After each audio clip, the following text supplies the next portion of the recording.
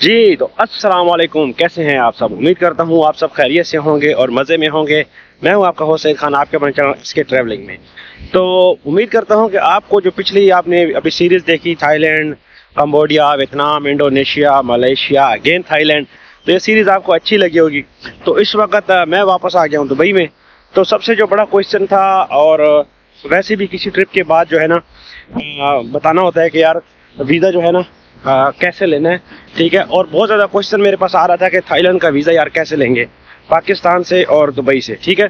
तो इस वीडियो में अगर आप थाईलैंड का वीज़ा जानना चाहते हैं तो इस वीडियो में आपको थाईलैंड के वीज़े के बारे में बताऊंगा। ये वीडियो उन लोगों के लिए बहुत इंपॉर्टेंट है जो थाईलैंड का वीज़ा लेना चाहते हैं, चाहे वो इंडिया से, पाकिस्तान से, चाहे इंडिया से, चाहे बांग्लादेश से, कहीं से भी। और दुबई से लेना चाहते हैं या आप पाकिस्तान से लेना चाहते हैं। अभी मैं होटल पे आ गया हूँ, नाश्ता वगैरह करता हूँ, फिर मिलते हैं नाश्ते के बाद। हाँ,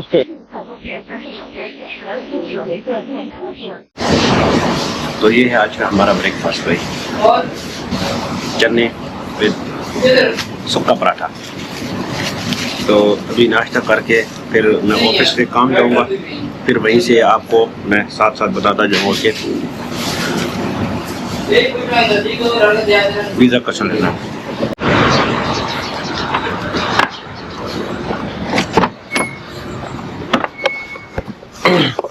एक खड़ी है गाड़ी अपनी, तो ये मैंने काफ़ी अरसे बाद जो है ना स्टार्ट करेंगे।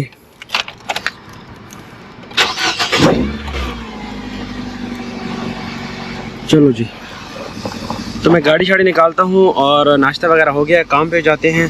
साथ साथ बताता हूँ आपको थाईलैंड का वीज़ा कैसे लेना है आपने, ठीक है। मैंने ये ले लिया था क्या, गोप्रो के लिए ये भी ले लिया था माउंट। तो अब जो है ना गाड़ी चलाते हुए भी वीडियो भी बना सकते हैं। जी तो जनाब आ गया हूँ मैं यहाँ नेस्टो की पार्किंग में, यहाँ जो है ना गाड़ी धुलवा रहे हैं। और दूसरा ये है कि मैं आपको बता रहा था थाईलैंड के वीज़े का। तो थाईलैंड के वीज़े का ये है कि सबसे पहले तो जी आपने अपॉइंटमेंट लेना है। अपॉइंटमेंट का जो लिंक है वो मैं नीचे दे दूँगा, आप इंटरनेट पर सर्च भी कर सकते हैं अपॉइंटमेंट जो है ना थाईलैंड वीज़ा। चाहे आप दुबई में या पाकिस्तान में है, इससे फ़र्क नहीं पड़ता, ठीक है।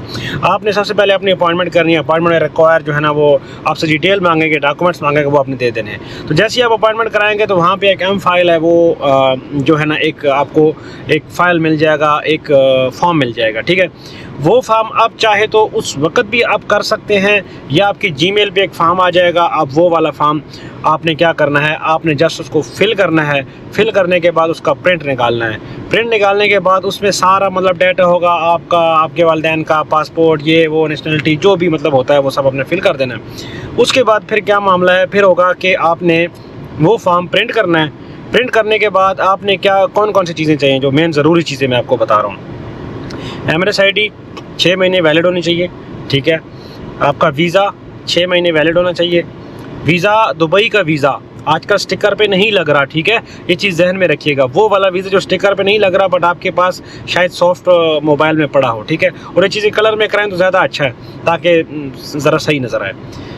एमरेस ID, योर वीज़ा, पासपोर्ट, ठीक है। उसकी स्कैन जो है ना वो स्कैन आपने रख लेना है, ठीक है। वो 3 आपकी 3 महीने की बैंक स्टेटमेंट, अगर 6 महीने की है तो अच्छी बात है, ठीक है। कम से कम आपका जो बैलेंस होना चाहिए 10,000 होना चाहिए, और मैक्सिमम जितना भी हो तो आपके लिए और अच्छा है, ठीक है।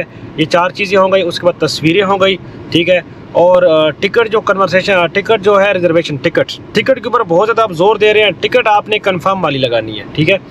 कंफर्म नहीं लगाएंगे तो आपका वीज़ा रिजेक्ट हो जाएगा। उसी वक्त आपके बल्कि रिजेक्ट क्या, उसी वक्त आपको डॉक्यूमेंट्स वापस कर देंगे, क्योंकि टिकट्स के ऊपर बार कोड रीडर होते हैं, उसके ऊपर स्कैनर लगाते हैं, तो आपका उसी वक्त पता चल जाता है कि यार ये कंफर्म है कि नहीं है, ठीक है। तो पेड टिकट लगाने हैं। होटल बुकिंग कंफर्म होनी चाहिए, जितने दिन के पास आपके पास है आने जाने की टिकट कंफर्म होनी चाहिए, ठीक है। ये 3-4 चीज़ें हैं, ये आपने पक्की साथ लगानी है। और लगा के फिर अपने एम्बेसी चले जाना है अपने अपॉइंटमेंट वाले दिन के ऊपर, और वहाँ जाके आपने उनसे इंटरव्यू वगैरह कुछ भी नहीं है, बस आपके डॉक्यूमेंट्स वो आपसे लेगा।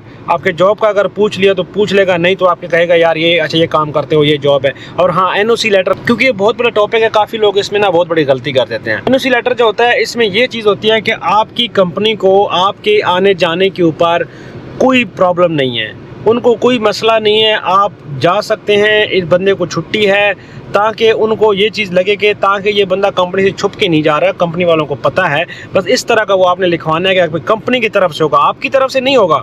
वो एज अ कंपनी आपको, हम जी आपको मतलब है कि अगर मेरा नाम सईद है, सईद के नाम से बनाएंगे तो मिस्टर सईद को हम अलाउ कर रहे हैं और इनकी इतने दिन की ऑफ है, इतने दिन बाद इसने ऑफिस में वापस आना है, तो फिर वो उसके हिसाब से आपको देंगे। ठीक है, ये सारी चीज़ें आपने लाजमी, सॉरी यार, NOC लेटर लाजमी लगाना है। NOC लेटर क्या होता है यार, वैसे मैं आपको बताता हूँ। NOC लेटर और ये बैंक स्टेटमेंट के ऊपर मैं स्पेशल वीडियोस बनाऊंगा, अलहदा देनी है। फिर अपने एम्बेसी में जाके सारा डॉक्यूमेंट जमा करा देने हैं। फिर with in 1 weeks minimum, maximum 2 weeks लगाते हैं। ठीक है, या कहते हैं कि 2 दिन बाद आपके पासपोर्ट ले जाओ। ठीक है, तो आपको वीज़ा मिल जाएगा। अगर ये चीज़ें लगाई होंगी ना तो 99% श्योर है कि वीज़ा पक्का आपको मिल जाएगा। वीज़े की फ़ीस कितनी है, जो बहुत ज़रूरी है, लोग इंतज़ार में बैठे होंगे। वीज़े की जो फ़ीस है भैया वो है 400 दिरहम, 400 दिरहम पाकिस्तानी तकरीबन 30-32 हज़ार रुपया। और ये है सिंगल एंट्री की। मल्टीपल लेंगे तो 1000 दिरहम। ठीक है, 1000 दिरहम, इसके अपॉइंटमेंट की कोई फ़ीस नहीं है, तो 1000 दिरहम। बाकी आपके तस्वीरें वगैरह ये वो करते कराते तो आपका 1100 दिरहम मल्टीपल का वीज़ा है।